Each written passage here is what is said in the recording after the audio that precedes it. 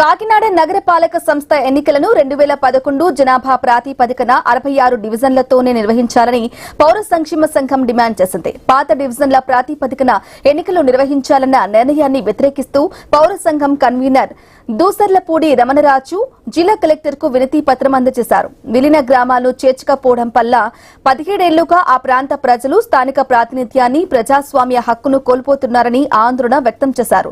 నిబంధనల ప్రకారం విలీన గ్రామాలను చేర్చి మొత్తం 72 డివిజన్లుగా అప్గ్రేడ్ చేసి అధికారిక గెజిట్ విడుదల చేయాలని కోరారు.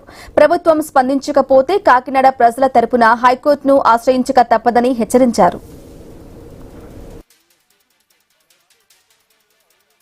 నగరపాలక సంస్థకి 4 సంవత్సరాలుగా ఎన్నికలు లేవు.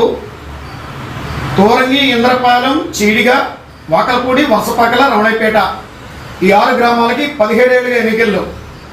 కారణం ఏంటంటే పంచాయతీరాజ్ చట్టం నుంచి 6 గ్రామాలని వేరు చేశారు.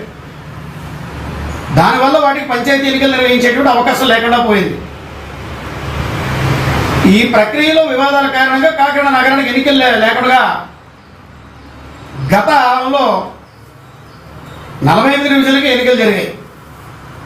ఇప్పుడు ప్రస్తుతం రాష్ట్ర ప్రభుత్వం స్థానిక ఎన్నికలు నిర్వహించేటువంటి ప్రక్రియలో 3 లక్షలు పైబడినటువంటి జనాభాని 66 వార్డుల కింద చేసేటువంటి ఒక జీవో ఇచ్చారు. ఆ జీవోని కోర్టు వివాదాలు లేనటువంటి అన్ని మున్సిపాలిటీలకి ఇంప్లిమెంట్ చేశారు. ఇప్పుడు అదే జీవోని ఇంప్లిమెంట్ చేసి కాకినాడ నగరంలో కూడా 66 డివిజన్లు చేయాలని చెప్పి నంద్యాల సర్వజన ప్రభుత్వ ఆసుపత్రి ఆవరణలో